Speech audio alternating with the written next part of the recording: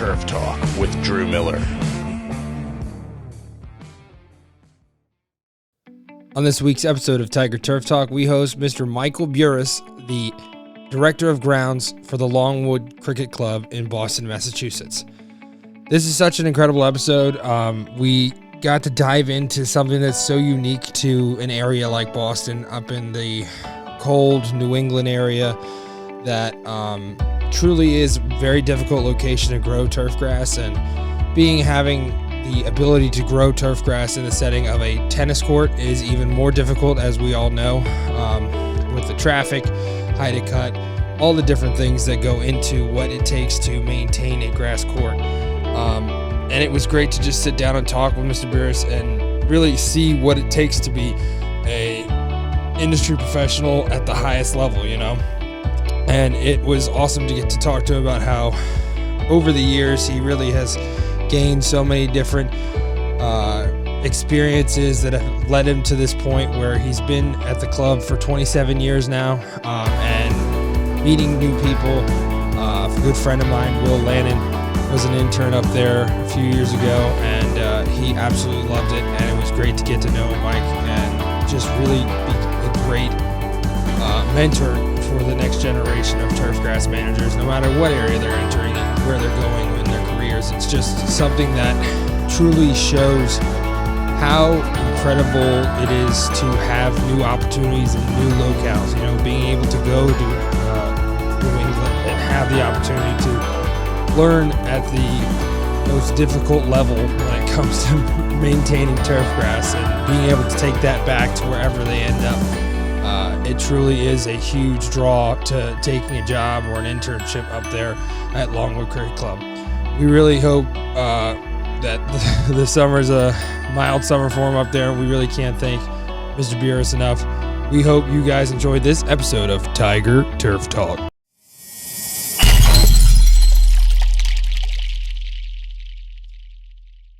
Good afternoon and welcome to the 73rd episode of Tiger Turf Talk. I'm your host, Drew Miller. Today we have on an absolutely incredible guest. Super excited to talk about what he's doing and what he's done for so long. We have Mr. Michael Buras, the Director of Grounds at Longwood Cricket Club up in Massachusetts. How are you doing today? Hi, Drew. Great. Thanks for having me. Well, I'm really excited to have you on. Will Lannon, a former employee of yours, probably the worst word to say it, honestly. That's a little mean to Will. Sorry, Will, if you're listening to this. I remember back when he was in college, he had called me and he had spent some time on ball fields again, working in the MLB. And he was like, there's this really cool opportunity up in Massachusetts working at the Longwood Cricket Club. And I was like, dude, you have to do that. There are so many things that we don't know as turfgrass managers that I'm sure that he knows beyond any of us, because again, it's such a difficult place to grow grass and you have the added pressure of cutting it at such a low height. What has it been like for you, again, being at the Longwood Cricket Club? What brought you to sort of this point in your career where you've been there for such a long time and a long tenure? It's incredible. Because I think that was like, it's gotta be like 8 years ago now that he did that, or something like that. A little less than that. Yeah. A little less, but still. What brought you to Longwood, and what has it been like for you to, again, such an incredible place to, again, experience what turfgrass management really is? Right. Well, after I graduated from UMass in turf management, and I went to work at the country club in Brookline. The Ryder Cup was coming up, and I was all excited to work the Ryder Cup. The two superintendents between the country club and Longwood knew each other, and they had an opening for an assistant, and I took it. I mean, I always wanted to work in sports turf, but I guess it intrigued me because there wasn't a lot, nobody knew anything about it. And it was a place for me to gain a lot of experience right away, and management experience too, and try to learn something new that not a lot of people had worked in, and maybe find out some things about growing grass in a different way. So I took it, and once I took it, you're stuck there. And I say stuck in a good way, because since the club started in 1877, I'm only the fifth head groundsman there, so you have to stay a long time. That's incredible. That is truly incredible. Wow, that is Yeah, awesome. there's only been 5 of us, so I'm proud of that too. Absolutely, as you should be. I mean, that's great history right there, and it's just something that you really should be really proud of. So, what has it been like? Again, sort of, we'll get into sort of the turf side of things right off the bat. I mean, we're talking again, Massachusetts. It's cold, probably. I don't know, starting in September or October, all the way through. I mean, I'm sure you're still getting snow up there some days. Yeah, Even today into April, probably not even till June is probably when you have your warm temps come back. What has it been like for you to again have such a unique setting of tennis and what that is with traffic and all that? What has it been like for you learning and sort of perfecting in a sense to be able to have like behind you in your background, have the members so pleased with your work and again, continuously playing at the club for, again, it's been open since, like you said, the 1800s, right? So yeah. Oh, I guess, we started with not knowing a lot. Like we hadn't, all the people in the United States, there's like 20 major clubs that have grass. And none of us talked to each other. None of us knew what was going on in England, where most of the grass courts are.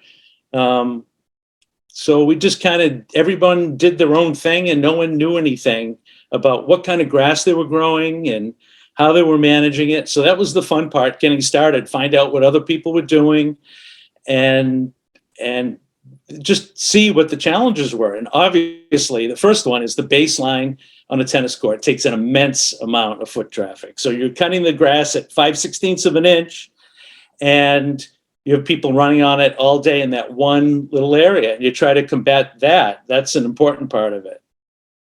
And the other important part is the court has to be absolutely dry, 100% dry when people are playing on it. So you have this little short grass, really hot and humid days up here in Boston. And how do you keep the grass alive and healthy, but also firm at the same time and safe? So you weigh all those different things every day, throughout the day, like hundreds of times, even during the day, to try to figure out that right balance. So every year those little things we're trying to learn from other people in other parts of turf management to try to improve those things, water management and fertility and all those things that contribute to making the grass wear better.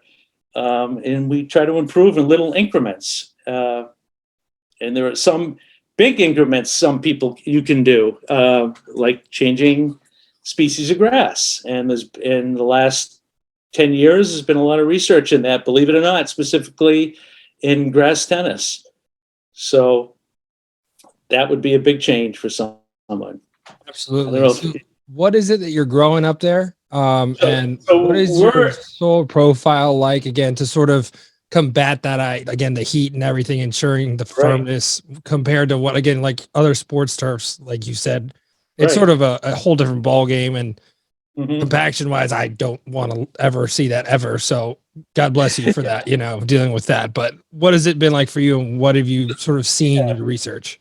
So most of us in the United States have a loam or sandy loam from between 12 and 20% clay content. And that's pretty much across the board.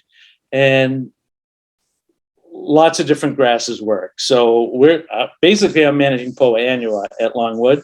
There's 25 grass courts, 2 are pure ryegrass, and the other 23 are Poa annua in the courts. And then between the courts, bent grass survives. It can't take the wear on the court.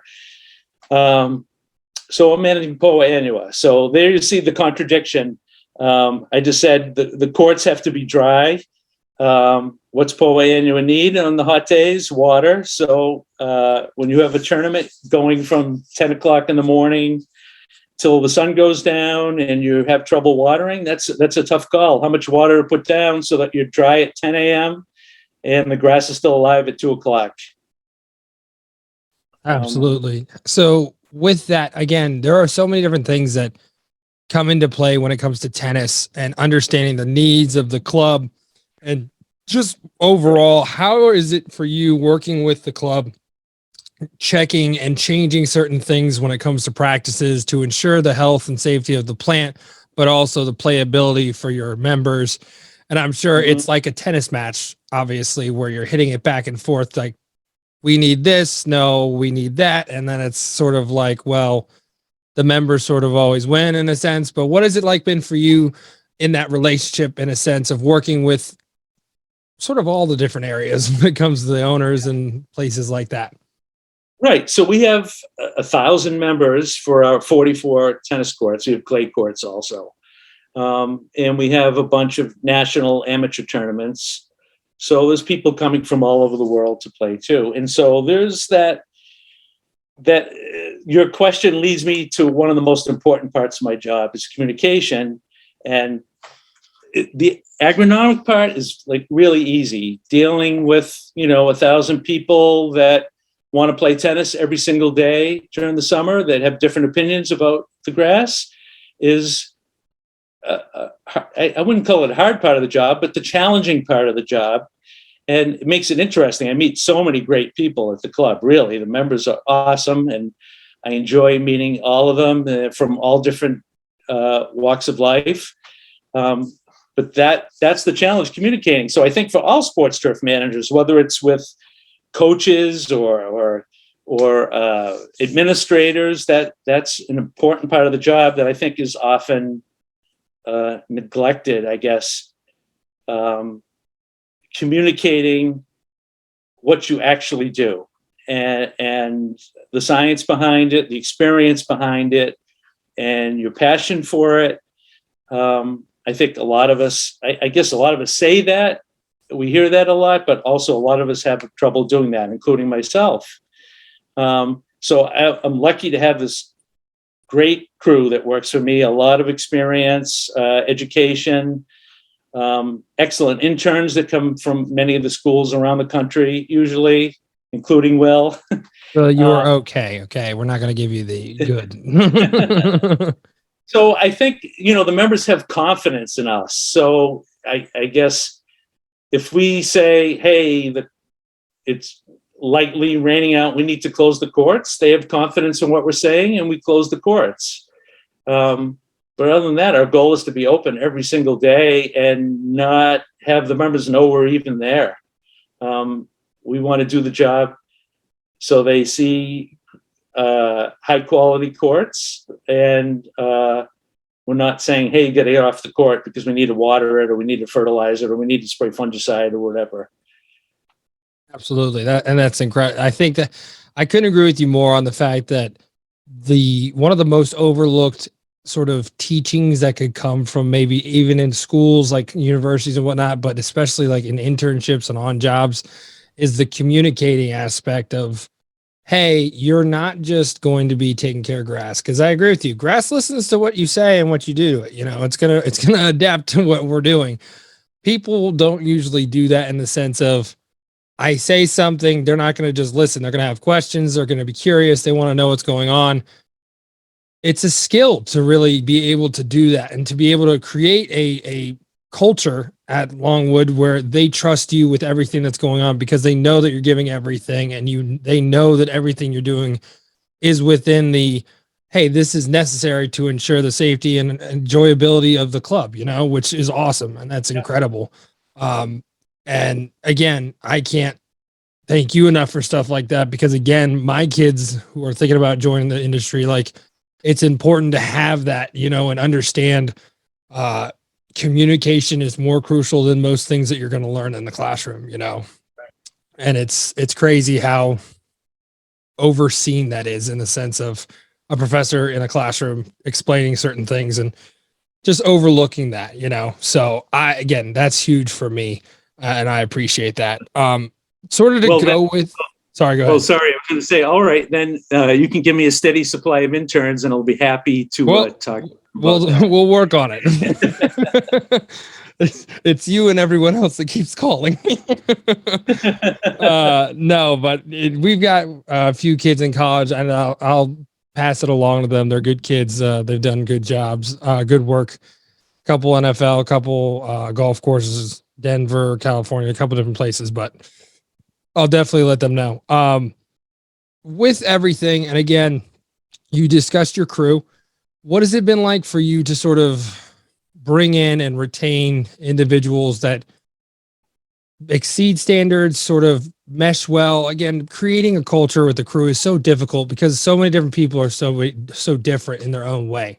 What has it been like for you developing this crew and ensuring that they're meeting the standards of your expectations and of the club each and every day, moving towards the same goal? And again, Will loved it when he was up there and creating a place where they love to be there, and that's a result of your leadership and everything that you're doing to sort of, again, put together those pieces. What has it been like for you to sort of develop that crew?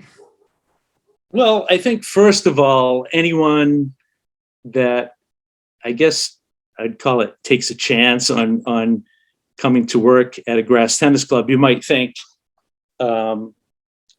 oh, what do I want to work at a grass tennis club for? Where is that going to lead me to work in baseball or football or soccer or at a golf course? But I think it's quite the opposite, because the people that have the curiosity, that want to learn about that, have, I guess we all have the common trait that we want to learn more. So I've been lucky that the people that have come to work want to improve the way we do things. And I think that's what keeps all of us motivated, because there's a lot of longevity at the club, even within our grounds crew. So that definitely keeps us motivated. And I think that rubs off on young people that come to work for us also. But I think in general, that's the type of personality that we attract anyways, because we're such a different place and different type of grass we're growing. But by the way, that has not restricted people from going on to work in all different types of businesses within the turf grass industry. So I think it's been beneficial for a lot of people, but it is very specialized. But that striving to make it better every day, including young people that are just starting out, trying to find out their ideas, keeps us all motivated. Absolutely. And I think, and I like I said before, talking with Will, the opportunity you guys present in such a unique way, not just the tennis side, but like up in New England and having those difficulties and seeing how to deal with things like the heat and the humidity, and then the opposite of it, and all the different things that most people are cutting their grass at an inch or higher, and you're down where you just said, and it's just everything that you can learn from you and for working there. It's incredible, and an incredible opportunity for anybody who's interested. And again, furthering their knowledge. It's a crazy experience, I'm sure. And what you've been able to do has been an awesome opportunity for everyone. We were talking about sort of with the motivation of the crew wanting to be better. Has there been anything that you've seen that's sort of been that best motivator for your staff? And everyone in this industry knows there can be long days, there can be tough days.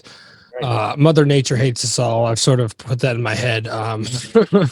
But what has it been for you over the years that you've sort of been able to create to be that best motivator for your staff to, again, for the longevity? There's something there that's keeping them there, obviously, including yourself. What is it that you love and you've been able to see that motivates your staff when it comes to the day-to-day? I think delegating, but when you're talking specifically turf grass, where, again, the challenge, I mean, we can talk about specific challenges we have in combating what we're trying to do. So I guess an example, like we have the question of nitrogen, how much nitrogen to put down. I know it sounds pretty simple, but the more nitrogen we put down, the grass is growing faster and it recovers from the wear. But it wears faster when we have more nitrogen down. So what's that spot? So we've just in the last couple of years, we're measuring growth. So we're taking clipping volume and trying to analyze what clipping volume we want to hit for the court to wear best. So we're doing different amounts in different places to see how we do. There's all the other factors, right, about moisture management and with Poa annua in our humid area.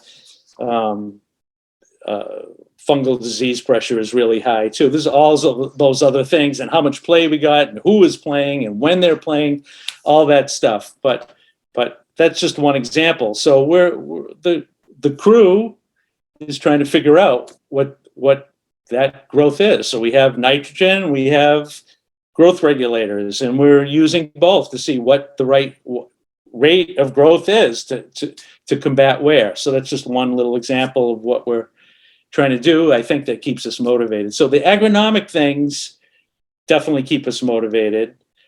And then I'd have to say there's a lot of good restaurants in Boston, so we try a lot of different food. So I think that keeps people motivated. Yeah, they're always like, "Ooh, what's this? All right, I like this. Let's keep going." Yeah, for sure. So last Friday we had some really good fried chicken from a new place in Boston. Very nice, very nice. That's awesome. It's awesome to keep everybody interested in something new, right? Yeah. Again, sort of talking about you're taking volume of clippings and stuff like that. What are some of the biggest challenges you face? A lot of people, and I'm always intrigued, like with Wimbledon and talking to Will and all that. The Right. faces, the challenges that you guys face is so much bigger in comparison to, say, the wear of a baseball field, in the outfield and whatnot. And nothing against sports turf managers that are baseball field managers. Like, it's not you, but like, you're such a constricted space. You're cutting at a fraction of the height. What are some of the biggest challenges that you face on an annual basis? And what have you sort of developed in your sort of cultural practices to better your situation and sort of having that grow and adapt to the year to years that you have had there at Longwood? So in general, the management of it, outside the agronomic, is being able to say, no, like, I don't think this court is ready to play, and being confident in the decision, or confident in the people that work in our department. I'm not there all the time. They have to know what's safe or what's good for the court and make the call sometimes. So beyond that, making the management decision agronomically, definitely moisture management might be, that's up there, number one, because a baseline that's not dry is going to wear 2, 3, 4, 5 times faster than one where the moisture is just right. And so, as you can imagine, getting that on 4 acres of grass for tennis courts to be, I guess, even on a surface that hasn't been graded since, I think, 1909, right? So by horses and by hand is a challenge. So there's a bunch of different, like all turf managers have, there's a bunch of different microenvironments. So experience helps with that moisture management a lot, and actually measuring the moisture a lot, all day, pretty much, with the meter. Now, with that, the meter is definitely a technology used now regularly throughout the industry, whether it's sports, golf, even landscape companies are starting to use them. Right. What is some of the technology that you've sort of seen over the years that you've been able to bring in and sort of, again, say, this will be really great to help us combat this problem, or this will be incredible for just overall cultural practices speaking? Is there any technology, maybe even that you haven't used yet, that you're interested in, like soil moisture meters in the ground that are there all the time, that you've seen and maybe want to use and you have used, just sort of technology wise? What has it been for you lately that you've been intrigued by, or has helped you in the past few years? Well, an upgraded irrigation system where we have more control, more valve and head sprinklers has made a big difference, a huge difference. The amount of water we use has gone way down since we did this about 5 or 6 years ago. and the moisture meter is cut way down on the amount of water we use too.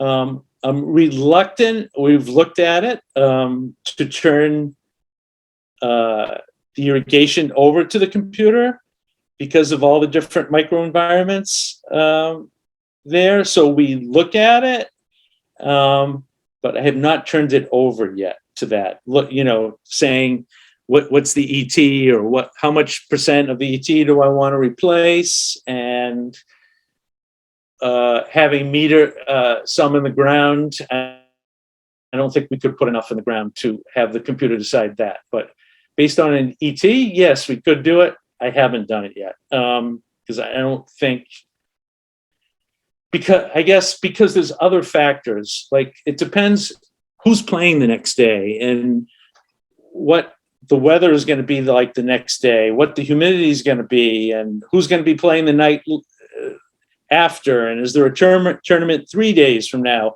All those things. I guess literally there's thousands of things that run through your mind before you decide, should I run that sprinkler for 3 minutes or 4 minutes? And like, I can't believe we obsess about details like that, but we do.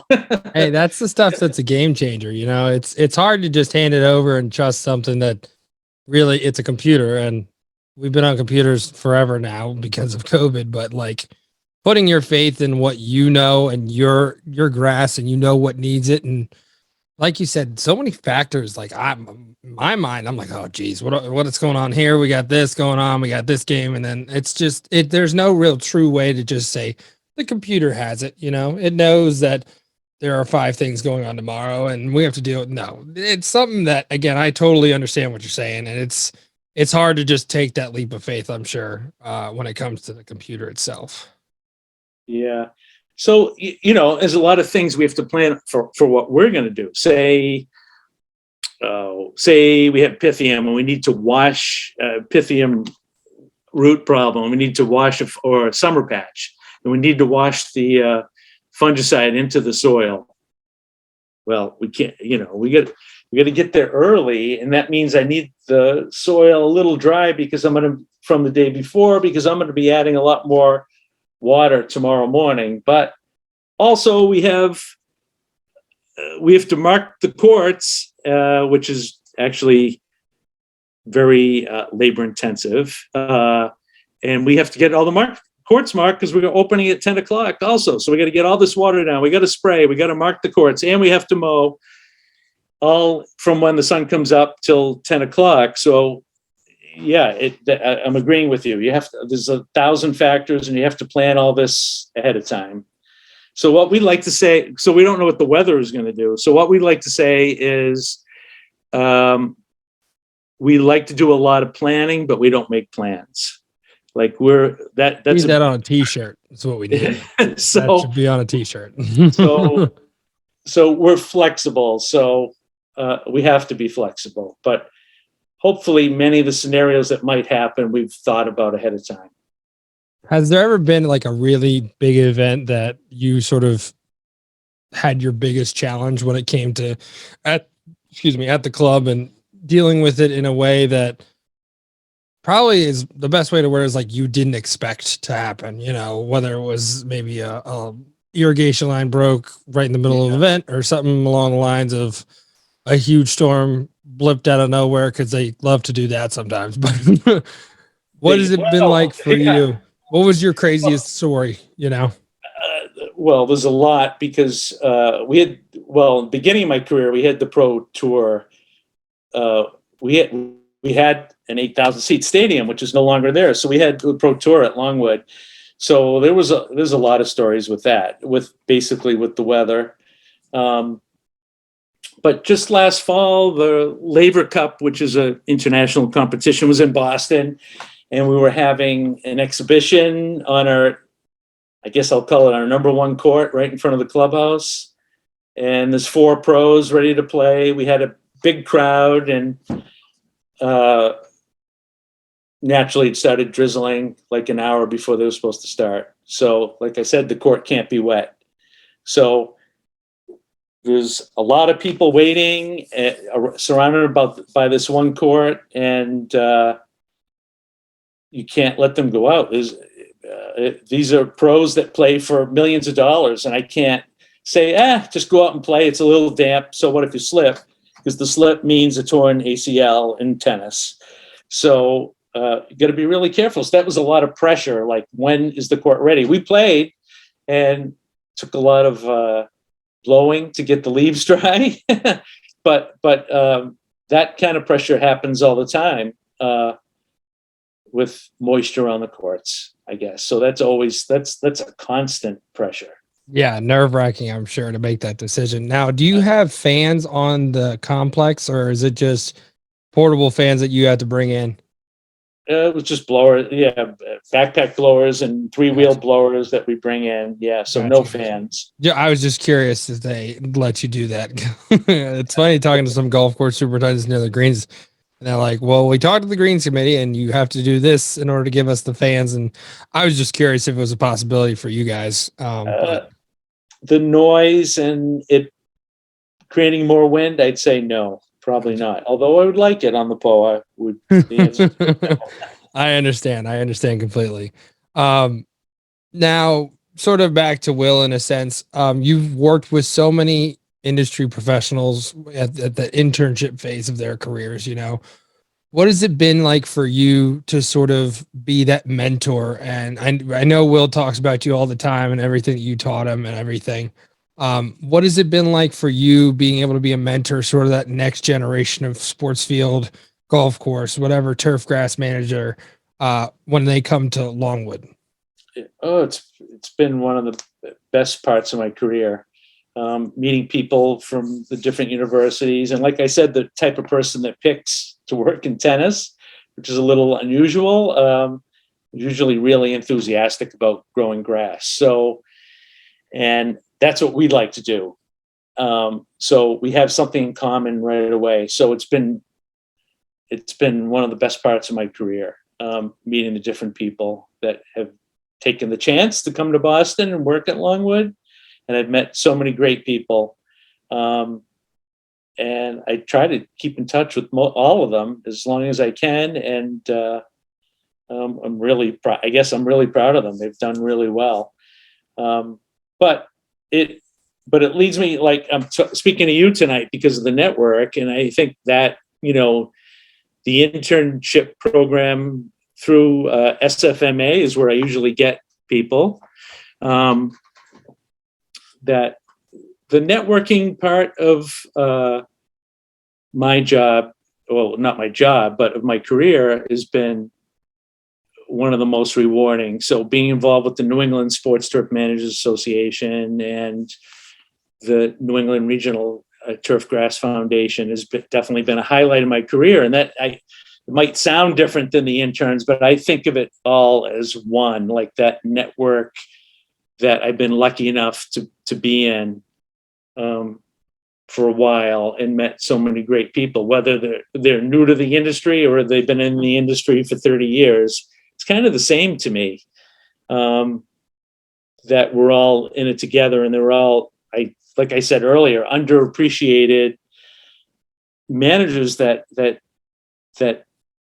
take on, I guess, what's the trait I'm trying to say? The trait of sports field managers that will take on a difficult situation because the field was built wrong or the weather was bad, and just find an innovative way to deal with it and take care of it. And I really admire that, whether it's a broken pipe or the electricity isn't out at the clubhouse, or it's an agronomic problem. I have learned a lot from that network. I love that. Yeah. My boss and Will's boss, former boss too, down at Virginia Tech, he had this saying. It was, "We the willing do the impossible for the unknowing." So they don't know who we are; they just expect it to be ready. And most situations that come in our industry can be pretty insane and pretty impossible. So, I couldn't agree with you more on that. And it's definitely something. I think that it's a trait, and especially for, like you were saying, for those who want to learn and want to come to Boston to learn about tennis courts and everything, to have that attitude and to sort of have that mantra of I'm here because I love what I'm doing, and I don't need the accolades or anything crazy to sort of give me that satisfaction of my work, you know. And I think that's what's great about the sports field management industry and as a whole. And one of my questions was actually, you sort of answered it, but what has it been like for you to be a part of the organization like SFMA and, like you said, the regional ones? What has it meant to you, and sort of how has it had an impact on your career and what you're doing at Longwood? Well, I got my sports field certification pretty early, and fairly early in the program, and I would, I rank that up there with my degree in turf management from UMass. It was really important to me. So, because I knew I was dedicating my career to sports field management, and that's what I was excited about. So it was an important thing for me. So the local organizations, besides learning from them, I see we also support the universities up here, UMass, UConn, and URI, that have turf programs. So that's an important thing too, because funds aren't exactly great for places like that for turf research. So I'm happy that NESMA and New England Regional Turf Foundation, which NESMA is a part of, the New England Sports Turf Managers is a part of, can help the universities up here a great deal with funding. So that's a neat thing too up here in New England. Is New England Sports Turf Managers are part of that foundation I'm talking about, but that's also the golf course superintendents associations throughout New England and the lawn care people in New England.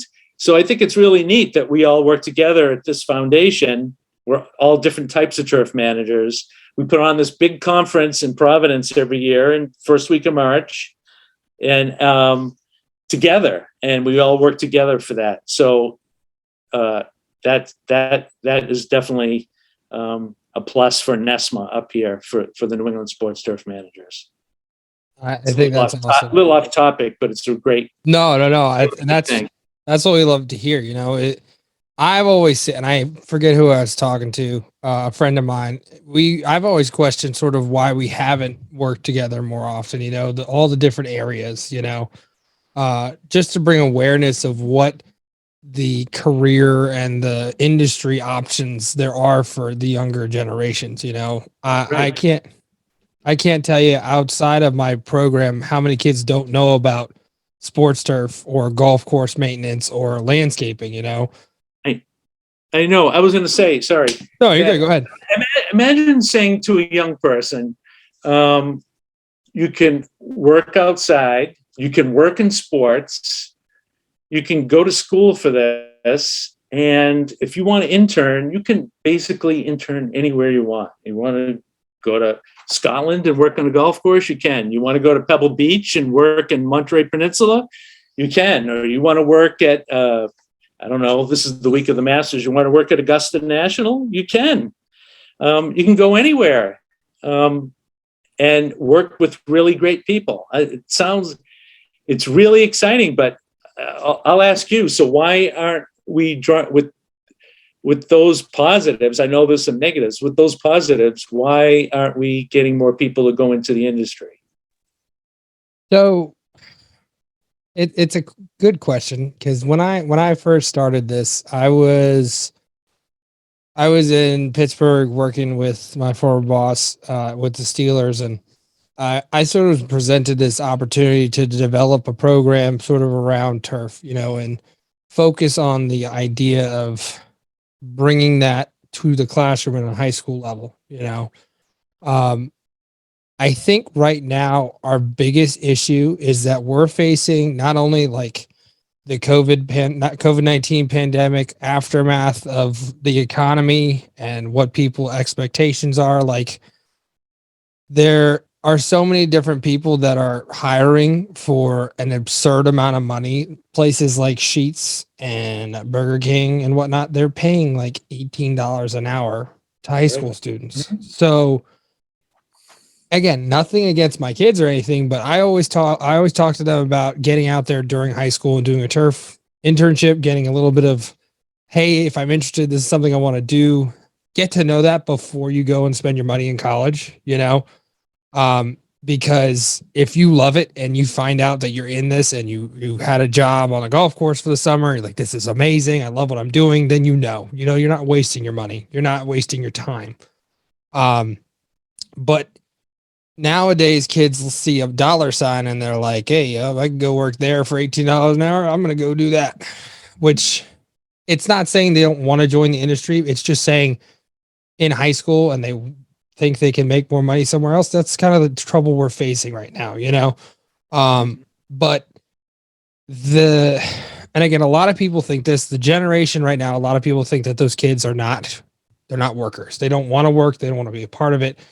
They don't like the labor, in the sense of having to go outside, which is not true. And it's probably one of the farthest things from the truth. Cause I have kids who are incredible. They're hard workers. They're better workers than most of the people I've worked with in my career.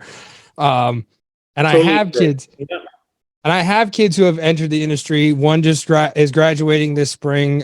He's got a full-time job as an assistant at a golf course. I've had kids go right out of high school into the industry. I've got kids who own landscape companies now and they're making pretty good money.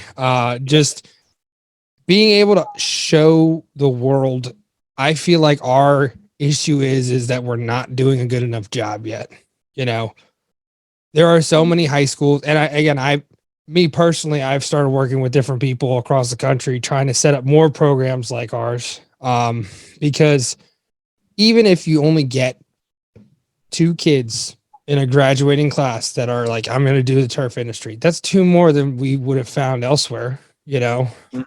Most of the people I've talked to on these podcasts, and I'm about to ask you this question too, they accidentally found turf management. Like, it was a friend of mine was doing this and I was like, hey, can I come along? And they was like, oh, I love this, So like, we had Dan Kiermaier on last week. He was a Purdue graduate. He's the head groundskeeper of the Chicago Cubs.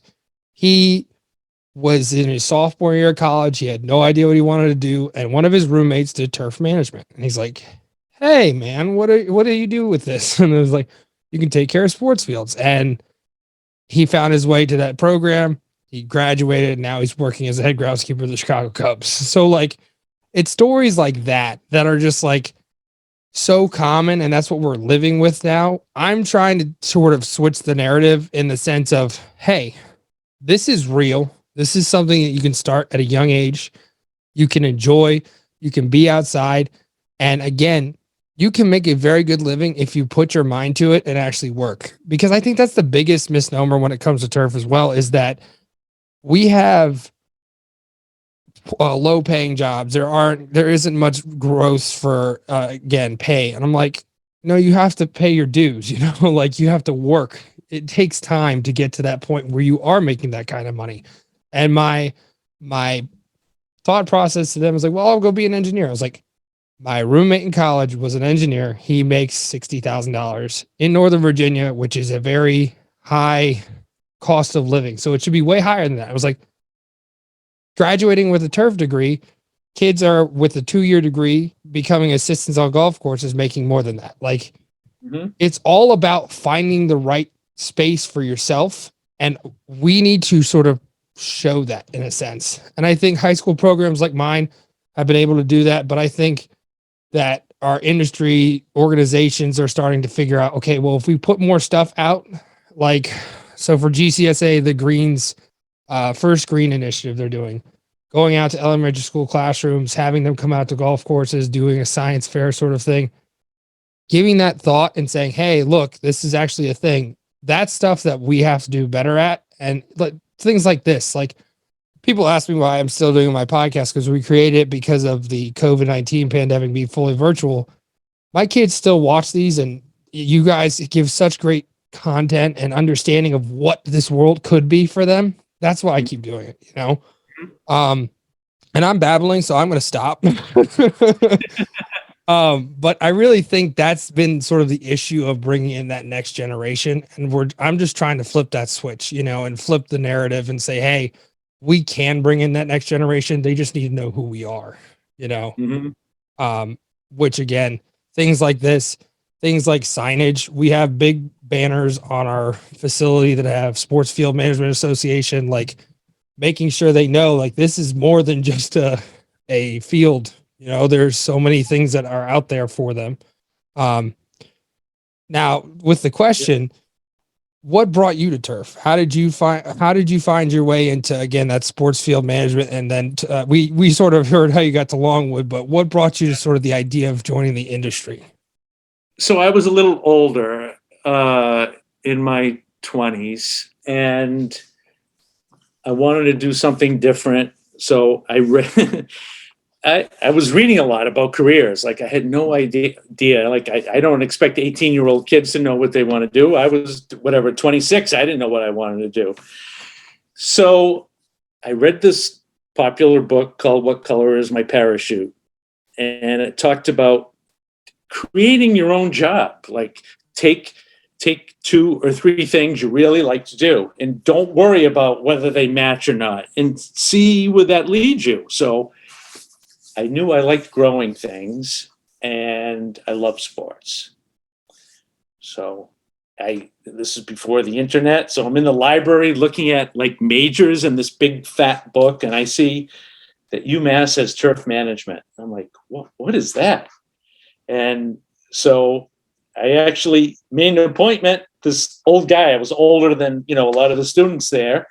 And I drove out there and I interviewed them. What's turf management? And I found out about it. I'm like, oh my God, this is exactly what I want to do. So I did that, and I had a professor that helped me get an internship, and I was off. That was it. So that's how I got into it. I read a book and found out UMass had it. I love that, because it's so unique to, again, have that thought of like, what can I find that matches these things in my life that are my enjoyment. And I think that's incredible. And again, my thing is just making it a little bit easier finding it. I think, and people disagree with me on this because high school students aren't reliable and whatnot. And I understand that, but like, I think the most untapped source for the future of our industry are high school athletes, because they love sports. They wouldn't be playing it if they didn't, Right. it's Yeah. their passion. It's why they go to school half the time. When you look at the kids that are in those programs and those athletes, like half the time it's like, I hate school, but I love athletics. I'm going to make sure I have everything good so I can stay on the team. So kids who 98% of them are not going to make it to the next level. We're that opportunity to get to the next level. We have avenues to get to golf courses at the highest level, MLB, NFL. And like you said earlier, you said it's spot on. Like, you can go anywhere you want to go in this world with this industry. That's one of my biggest stories in class, is talking to my kids. Like, if you want to go work, like you said, Pebble Beach, top of the line, like, you can. But if you want to go and live some podunk town in the middle of Colorado where no one's going to find you ever, and work on a minor league stadium or a golf course or a landscape company, and you're happy with that, that's what you can do, Absolutely.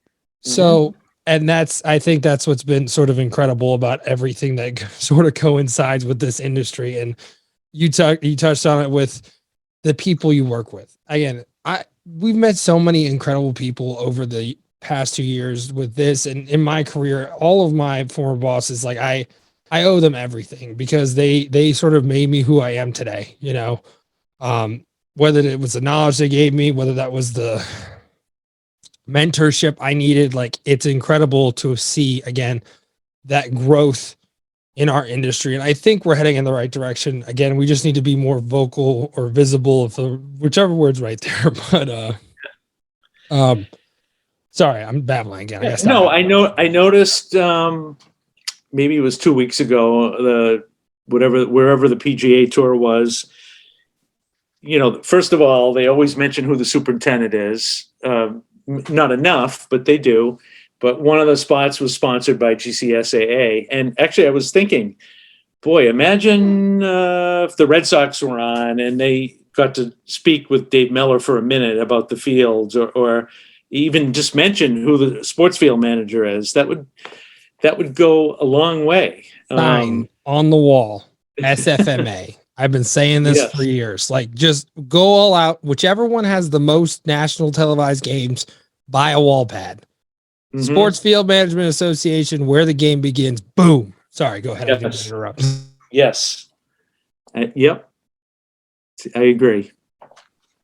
Now, being up in Boston and everything, what has it been like for you sort of creating your own way? And again, it's been incredible talking to you about everything that you've sort of done and everything that's sort of come from it. What has it been like for you in your experience with turf grass management? I can't talk either. Sorry.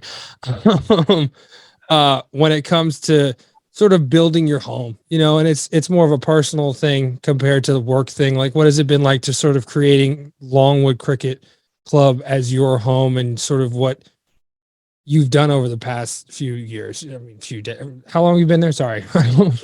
27, I guess. Again, like, that's home. There's nothing more home than that. You know, what has it been like for you creating your home there?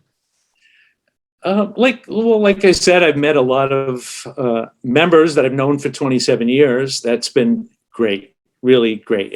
And our facility is right in the middle of the property. We're in the city and we're landlocked, so we're very tight. So the grounds crew is working. I know I said I don't want them to notice us, but they have to. Our garage is right next to the tennis courts, and we're right in the middle of it. And our offices are in the clubhouse. So it is like home there. It's a good way of putting it. Not for me, but I'd say for our crew and their families, because of the longevity of many of us. So one of the assistant superintendents, he's on year 41 at Longwood. So it is family. It is family. That is truly incredible. 41 years. Wow. Now we wrap up on these last two questions, and these are my favorite questions because it's so awesome to see what you guys are talking about and what you guys think is the best way to approach these things. If there was something that you could know, and it's not to make things easier or better in any way, shape, or form, if there was something you wish you knew when you first started in this industry, what would that be? How to communicate better with the users. Definitely. No question. It's not an agronomic answer. It's a management answer. Definitely. Absolutely. And not that they're unreasonable or unfair. It's just explaining what we do in a good way. Absolutely. It's definitely. So I guess that's a kind of a cliche, but I really believe that. No, it's true, and something that I always hit on in class is like, you have to be able to communicate with your peers in a proper way. You need to be able to communicate with the adults better in certain ways. Like, obviously it's completely different, like, dynamic in a school building, but like having those professional conversations, understanding that, okay, this is what I need you to understand, but I don't want to upset you, and sort of push what needs to be pushed and understand when to bring back, all of that is important. And I try to explain that in the best way that I can to a high school student, but it's definitely an important skill to have for sure. Right. Believe me, I'd rather show up at work and work hard, but just say, I'm mowing the grass today. I don't want to talk to anybody. And I'm just going to enjoy what I really enjoy doing, mow the grass or water the grass or whatever, or verticut the grass or aerate the grass or anything like that. This is my happy place. That isn't a reality. So I wish I was better at that other part. 100%. And I couldn't agree with you more on the other stuff. That's my happy place. Plug in. No one is here except for me. Yeah. But the last question is, what would be your best words of advice for students like mine who are looking to enter the industry? And what is the best way to sort of approach these next few years and making those decisions, whether that's going to college or just straight into the industry, what would be your best words of advice for them? Don't settle for just the local place because it's really easy, whether it's at fast food or working in turf grass. Don't settle for it. Like, you're in a time of your life where you could try anything. So go for it and try it. And try something different. And see what you like. But do some research too. Don't just settle for, hey, this place sounds like it's okay. Go to work for good people, and there's so many in the industry that would be willing to help you. Do that, or talk to your teacher or talk to your professor about a good place to go and take a chance. And you have the rest of your life to get up at 4:00 in the morning and mow greens at the local golf course. Try something different. Love that, because again, especially now, this day and age, kids love to be home, and it's with after COVID-19, there's even more of a affinity to staying close to home. So it's definitely important, and I could agree with you more on that. I want to thank you so much for taking the time today. It's been great talking to you and having this opportunity to discuss everything you got going on up there. Thanks for taking care of Will. I know he can be a handful. No, he's great. He's great. He is great. He's a great guy. But thank you again so much for taking the time. Okay. It was really nice of you to ask me to be on here, and thanks for doing it.